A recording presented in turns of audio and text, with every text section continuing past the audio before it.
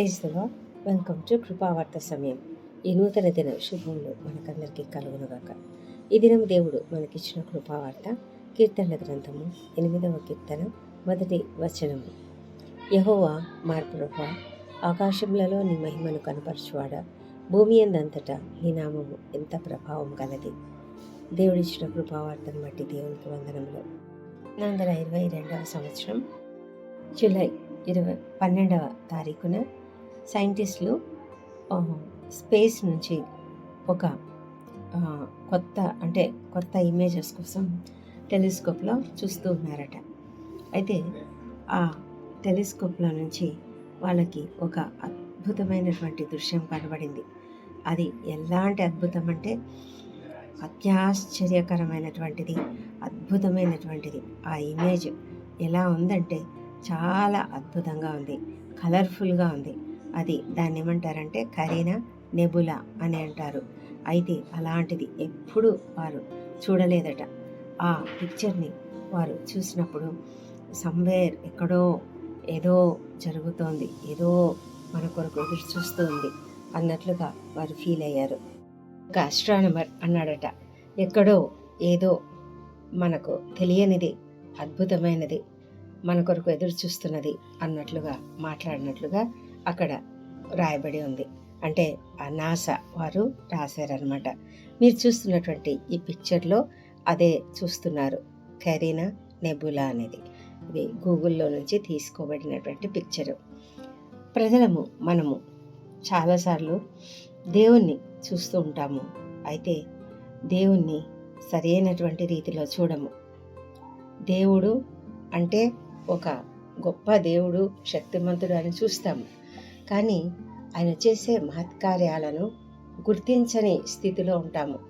మన చుట్టూ ఉన్నటువంటి ఈ అద్భుతమైనటువంటి భూమిని, అందులోని సౌందర్యాన్ని, విశ్వంలో ఉన్నటువంటి అద్భుతమైనటువంటి ఆ నక్షత్రాలను, ఆ యూనివర్స్ లో ఉన్నటువంటి కొన్ని గెలాక్సీలు, గుంపులుగా ఉన్నటువంటి గెలాక్సీలు, సూర్యుడు, చంద్రుడు, ఇవన్నీ కూడా మనం చూసినప్పుడు మనము ఎంత ఆశ్చర్యపడవలసినటువంటి పరిస్థితి. అయితే మనకది మామూలు అయిపోయింది. చాలాసార్లు మనం ఎంతో మామూలుగా రోజు సూర్యుడు ఉదయిస్తున్నాడు, చంద్రుడు కనిపిస్తున్నాడు అనే ఫీలింగ్తోనే ఉంటాము. కానీ మనము మన చుట్టూ ఉన్నటువంటి ఆ సృష్టి యొక్క అద్భుతమైనటువంటి పరిస్థితులని, దేవుడు ఒక్కొక్క జీవికి ఇచ్చినటువంటి అద్భుతమైనటువంటి జీవన విధానాన్ని, వీటన్నిటిని కూడా మనము గుర్తించము. ఎక్కడో ఎప్పుడో చదివినప్పుడు అవును కదా అని అనుకుంటాం తప్ప నిజంగా మనం ప్రతిరోజు దానిని గుర్తించటలేదు. అయితే దావీదు ఆకాశం వైపు చూశాడు. ఆకాశం వైపు చూస్తూ అంటున్నాడు, యెహోవా మా ప్రభువా, ఆకాశంలో నీ మహిమను కనపరచువాడా. అంటే ఆకాశంలో దేవుని మహిమ కనిపిస్తుంది. ఆయన చేసినటువంటి సూర్య చంద్ర నక్షత్రాలను చూసినప్పుడు మనకు అంత ఆశ్చర్యము కలుగుతుంది. సంపూర్ణ సూర్యగ్రహణాన్ని చూసినటువంటి వారు ఫీల్ అవుతారు, ఎంత అద్భుతంగా ఉంది, ఎంత అపురూపంగా ఉంది అని. అది చూసి ఆనందించే వాళ్ళు కోట్ల కొలది జనాలు ఉన్నారు. భూమి అంతటా కూడా ఆయన నామము ఎంతో ప్రభావం గలది అని దావీదు గుర్తించాడు. అందుకే దావీదు ఎంత అద్భుతమైనటువంటి మాట చెప్తున్నాడు. ఒకసారి మనం ఆలోచిద్దాం. మనమైతే ఒక్క నక్షత్రాన్నైనా ఏమైనా చేయగలమా? ఏ పరిస్థితిలోనైనా ఏమైనా చేయగలమా? ఒక వర్షం రాకపోతే ఏం చేయలేము, అతిగా వర్షాలు కురిస్తే ఏం చేయలేము, సునామీలు వస్తే ఏం చేయలేము, భూకంపాలు వస్తే ఏం చేయలేము. ఇవన్నీ కూడా ఎలా జరుగుతున్నాయో మనకు తెలియదు. ఎంతో అద్భుతకరమైనటువంటి రీతిలో సమస్తము జరుగుతూ ఉన్నాయి. అవన్నీ మన అవగాహనకు రావు.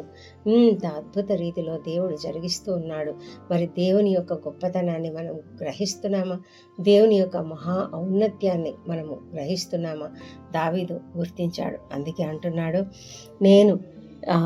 నీవు చేసిన నీ చేతి పని అయిన నీ ఆకాశములను, నీవు కలుగజేసిన చంద్ర నక్షత్రములను నేను చూడగా, నీవు మనుష్యుని జ్ఞాపకం చేసుకొనుటకు వాడు ఏ పాటివాడు, నీవు నరపుత్రుని దర్శించుటకు వారిని ఏపాటివాడు అంటున్నాడు. నిజమే, మనము నరపుత్రులము, మనల్ని కూడా దేవుడే సృష్టించాడు. అయితే మనకు మన అవగాహనలో లేని ఆయన చేతి పని ముందు మనము ఎంత మాత్రం వాళ్ళము అని మనకు అనిపిస్తుంది కదా. అందుకే కదా పూర్వకాలం నుండి కూడా ప్రజలు, మానవులు తమకు అవగాహనలో లేదు కాబట్టి సూర్యుడు ఒక దేవుడు, చంద్రుడు ఒక దేవుడు. భయం వేస్తుంది వాళ్ళకి. ఎక్కడైనా ఒక ఉరిమితే భయం, మెరుపు మెరిస్తే భయం, పిడుగు పడితే భయం, భూకంపాలు కలిగితే భయం, సునామీలు వస్తే భయం. అందుకే వాళ్ళు ప్రతి దానికి కూడా భయపడి ఏదో ఒక దేవుని పేరు చెప్పుకొని వాళ్ళే ఆ సృష్టినే దేవతలుగా, దేవుళ్ళుగా ఆరాధించేటువంటి ఆ పరిస్థితికి వారు ఎందుకు వెళ్ళారంటే, ఈ సృష్టి మీద మనకి ఏమాత్రము ఆధిపత్యం లేదు, మనం ఏం చేయలేము. కాబట్టి దేవుని యొక్క సృష్టిని బట్టి ఎంతో భయభక్తులు కలిగి ఉన్నటువంటి మనుషులకు ఆ మనుష్యుని దేవుడు జ్ఞాపకం చేసుకోవాలా అంటే అది మనం ఎంత మాత్రపు వారం. అయితే దేవుడు అలా మనల్ని వదిలేశాడా? కాదు. దేవుడు మన కొరకే ఇవన్నీ సృజించాడు. మనము సుఖంగా ఉండడం కోసం, మనము సంతోషంగా ఉండడం కోసం, మనము ఆనందించడం కోసం ఈ భూమిని, ఈ నీటిని, జలాలను, సముద్రాలను సమస్తమును సృష్టించి చక్కటి పండ్ల తోటలు, పూల తోటలు, చక్కటి జంతువులు సమస్తమును సృజించి ప్రపంచమంతా కూడా ఒక సమతుల్యంలో నడవాలనే ఉద్దేశంతో ఆయన ఏర్పాటు చేసిన తర్వాతనే చివరగా మానవులమైనటువంటి మనలను సృజించినటువంటి ఆ దేవుడు మనల్ని జ్ఞాపకం చేసుకుంటూ ఉన్నాడు. ఆయన మనతో సంబంధం కలిగి ఉండాలని కోరుకుంటూ ఉన్నాడు. మనతో నిత్యము మాట్లాడాలని ఆయన కోరుకుంటూ ఉన్నాడు. అంతేకాదు, ఆయన మనల్ని సృజించడం అనేది ఒక గొప్ప ప్రణాళిక. ఆయనకు మన పట్ల ఉన్నటువంటి ప్రణాళిక చొప్పున జగత్తు పునాది వేయబడక మునిపే నన్ను గురించి ఆయనకున్నటువంటి ప్రణాళిక చొప్పున ఆయన మనలను ఈ లోకంలో సృష్టించాడు. మరి మనల్ని జ్ఞాపకం చేసుకుంటూ ఉన్నాడు. ఎంత గొప్ప విషయం! ఆయన ఎలా మనల్ని సృష్టించాడు అంటే, దేవుని కంటే వానిని కొంచెము తక్కువ వానిగా చేసి ఉన్నావు అని దావీదు చెప్తున్నాడు. అంటే మానవుడు ఎలా ఉన్నాడు అంటే, ఎలాంటి గొప్పతనం దేవుడు అతనికి ఆపాదించాడంటే దేవుని కంటే కొంచెం తక్కువగా చేశాడు. అంతేకాదు, మహిమా ప్రభావములతో వానికి కిరీటమును ధరింపజేసి ఉన్నాడు. నీ చేతి పనుల మీద వానికి అధికారం ఇచ్చి ఉన్నావు అని చెప్తూ ఉన్నాడు దావీదు. అంటే దేవుడి యొక్క చేతి పని అంటే ఆకాశము, మరి భూమి, నక్షత్రాలు, చంద్ర నక్షత్రాలు సమస్తం మీద దేవుడు మనకు ఆధిపత్యం ఇచ్చాడు, అధికారం ఇచ్చాడు. అందుకే మనం ఇంత ధైర్యంగా ఈ లోకంలో జీవించగలుగుతున్నాము. ఇంత ధైర్యంగా ప్రజలు సైంటిఫిక్గా ముందుకు కొనసాగుతూ ఆ స్పేస్లోకి వెళ్ళి అనేకమైన విషయాలను తెలుసుకుంటూ, రీసెర్చ్ చేస్తూ, అనేకమైన విషయాలను కనుగొంటూ అందరికీ చెబుతూ ఉన్నారు. ఈ లోకంలో మరి మానవులకు దేవుడిచ్చిన జ్ఞానమును బట్టి మరి చంద్రమండలం మీదకి మనిషి వెళ్ళాడు. అక్కడ ఎన్నో పరీక్షలు, పరిశోధనలు జరిగించాడు. ఆ విధంగా ఎన్నో స్పేస్ షిప్లు వెళ్ళాయి. ఎంతో అద్భుతమైనటువంటి రీసెర్చ్ జరుగుతూ ఉంది. ఎంతోమంది ఆకాశంలో సంచరించి, అంతరిక్షంలో సంచరించి వచ్చారు. సముద్ర గర్భంలోనికి వెళ్తున్నాడు మానవుడు.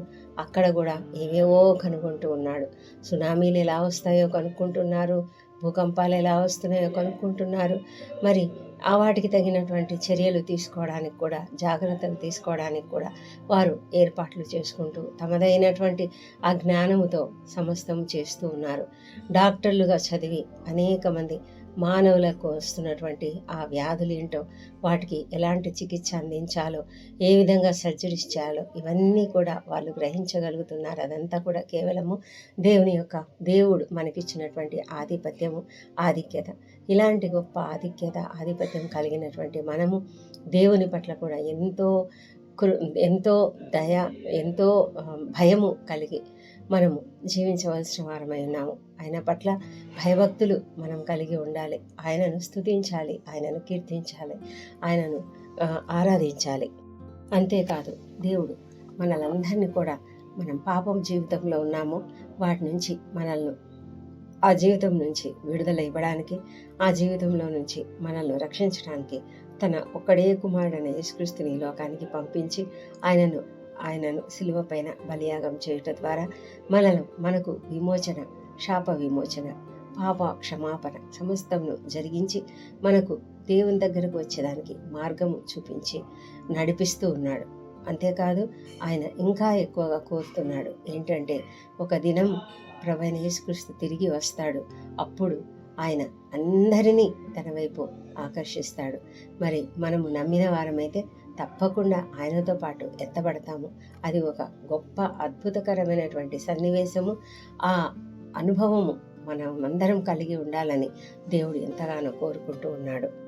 దావీదు ఎప్పుడు పొలాలలో మరి అరణ్యాలలో తిరుగుతూ ఉండేవాడు కనుక అతడు ఒక గొర్రెల కాపరిగా ఉన్నాడు కదా, కనుక అతడు ఆకాశం అంతటిని కూడా పరిశీలించేవాడు, భూమి అంతటిని కూడా పరిశీలించేవాడు. తన చుట్టూ ఉన్నటువంటి ఆ పరిస్థితులన్నీ చూసి అతడు దేవునికి ఎంతగానో మహిమను ఆపాదిస్తూ ఉన్నాడు. ఆ విధంగా అతడు దేవుని నిత్యము ఆరాధించగలిగాడు. అందుకే అతడు దేవుని యొక్క మనసును కూడా అర్థం చేసుకోగలిగాడు. కాబట్టే అతడు దేవుని చిత్తానుసారుడయ్యాడు. దేవుడు మనకిచ్చినటువంటి ఆధిక్యతను కూడా అతడు గమనించి ఈ యొక్క ఈ యొక్క కీర్తన రాయడం జరిగింది. ఈ కీర్తనను మరి టెంపుల్లో ఆరాధన కొరకు పాడతారట. అక్కడ ఆ విధంగా మరి చరిత్ర చెప్తున్నది.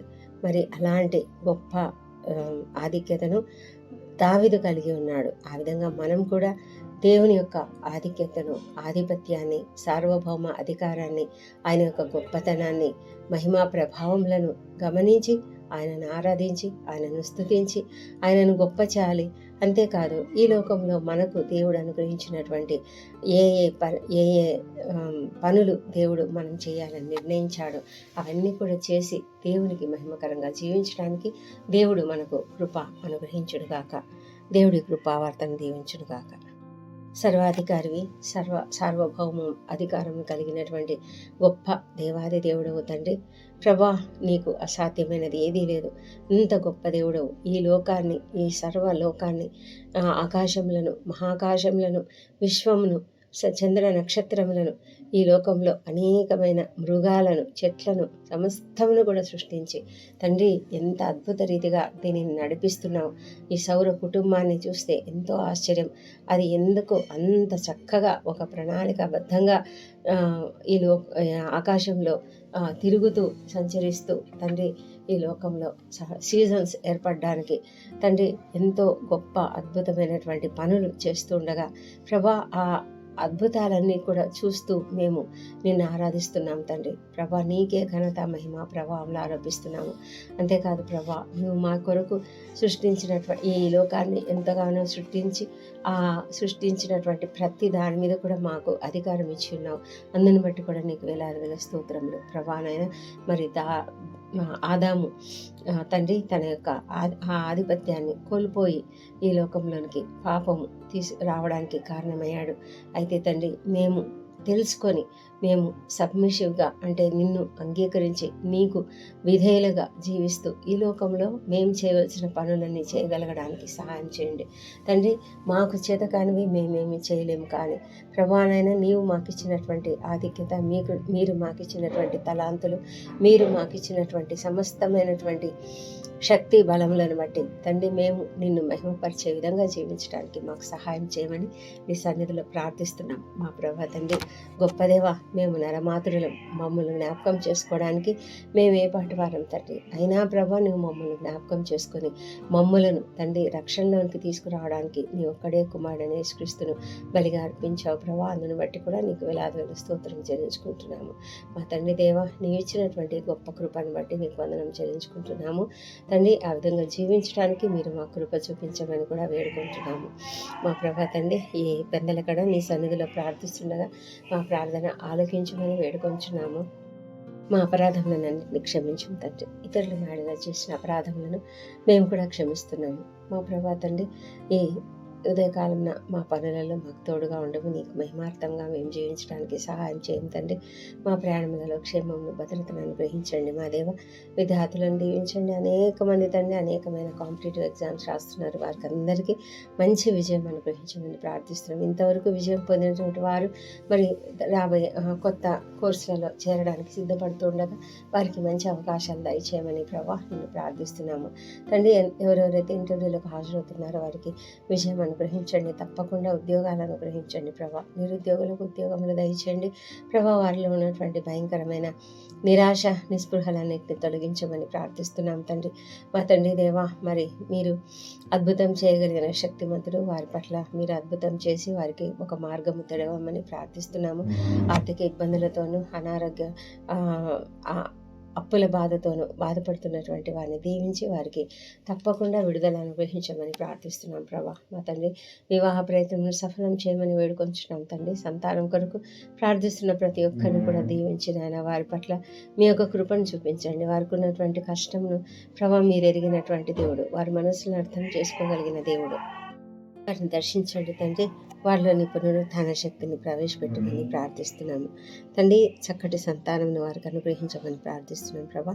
కుటుంబంలో ఐక్యతను అనుగ్రహించండి. విడిపోయిన భార్యాభర్తలు కలుసుకునేలాగా సహాయం చేయండి మా తండ్రి. మరి మనస్పర్ధలతో ఉండకుండా నేను వారికి శాంతి సమాధానం అనుగ్రహించమని ప్రార్థిస్తున్నాము దేవా ప్రభా. గర్భిణీ స్త్రీలను ఆశీర్వదించండి. వారికి సుఖమైన ప్రసవం అనుగ్రహించమని ప్రార్థిస్తున్నాము. ఎవరెవరైతే అనారోగ్యంతో బాధపడుతున్నారో వారిని అందరినీ స్వస్థపరచండి నాయన. ముఖ్యంగా క్రిటికల్ కండిషన్స్లో ఉన్న వాళ్ళను లేవనెత్తండి ప్రభా. మరి ఐసీలో ఉన్న వాళ్ళని బయటకు తీసుకురమ్మని ప్రార్థిస్తున్నాం తండ్రి ప్రభా. మీరు చేసిన వారి పట్ల మీ యొక్క కృపను చూపించి వారికి ఉన్నటువంటి ఆర్థిక ఇబ్బందులను కూడా తొలగించమని ప్రభా. అనేక ప్రొసీజర్స్ గుండా వెళ్తున్నటువంటి వారికి కావాల్సిన శక్తిని బలం అనుగ్రహించమని ప్రార్థిస్తున్నాము తండ్రి. ప్రపంచమంతటా శాంతి సమాధానం అనుగ్రహించండి. యుద్ధ వాతావరణంను తీసివేయమని వేడుకొంచున్నాం ప్రభా. ముఖ్యంగా ఇజ్రాయెల్ దేశంలో జ్ఞాపకం చేసుకుని వారి నగరంలో వారికి తండ్రి మీ యొక్క ఇన్వాల్వ్మెంట్ అనుగ్రహించి తండ్రి వారు సరి అయినటువంటి రీతిలో ప్రవర్తించడానికి సహాయం చేయండి ప్రభా తండ్రి. మరి మీ చిత్తం ఏమైనదో మాకు తెలియదు నాయన. ఆ యుద్ధం మాపమని ప్రార్థిస్తున్నాము మా దేవా ప్రభా. మరి యెరూషలేమును జ్ఞాపకం చేసుకొని వారి నగరాలలో క్షేమమును వారి ప్రాకారములలో నెమ్మదిని దయచేయమని ప్రార్థిస్తున్నాము. అదేవిధంగా ప్రభా మరి మా దేశంలో దీవించండి. మా దేశంపై నీ పరిశుద్ధ ఆత్మను కుమ్మరించండి మా ప్రభా తండ్రి. జరుగుతున్నటువంటి ఎలక్షన్స్లో తండ్రి న్యాయంగాను నీతిగాను అది సమస్తం జరుగునట్లుగా శాంతియుతంగా జరుగునట్లుగా సహాయం చేయండి. నీకు అనుకూలమైన నీకు ఇష్టమైనటువంటి మంచి ప్రభుత్వాన్ని తీసుకురండి. క్రీస్తు విరోధి ప్రభుత్వం రాకుండా కాపాడమని వేడుకొంచున్నాం. మేమందరం ప్రార్థన చేస్తున్నాం తండ్రి. దయ ఉంచి మా ప్రార్థనలు ఆలకించమని వేడుకొంచున్నాం ప్రభా తండ్రి. సమస్తము నీ చేతిలో ఉన్నది, నీ ఆధీనంలో ఉన్నది కనుక నీకే అప్పగించుకుంటున్నాము. ఈ ప్రార్థనలో ఏకీభవిస్తున్న ప్రతి ఒక్కరిని దీవించండి. ఎవరెవరైతే ఎలాంటి కష్టంలలో ఇబ్బందుల్లో ఉన్నారో వారిని అందరినీ కూడా దీవించి వారి సమస్యలను తీసివేయమని ప్రార్థిస్తున్నాము తండ్రి. ఈ దినం బర్త్డేలు వివాహాలను జరుపుకుంటున్న బిడ్డను దీవించండి. గడిచిన సంవత్సరం అంతా వారికి చేసిన ప్రతి మేలును బట్టి నీకు వందనములు. రాబోయే సంవత్సరంలో ఇంకనూ అధికమైన మేలులను వారికి అనుగ్రహించమని ప్రార్థిస్తున్నాము తండ్రి. మా ప్రార్థనలన్నీ అంగీకరించి జవాబులు ఇచ్చినందుకు నీకు వందనములు మా ప్రభా. మా ప్రార్థనలన్నీ మా ప్రభువును మా ప్రియరక్షకుడు నైనా యేసుక్రీస్తు అత్యంత శక్తిగల నామంలో అడిగి పొంది ఉన్నామని నమ్మి నీకు స్తోత్రం చెల్లిస్తున్నాం తండ్రి. Amen, amen.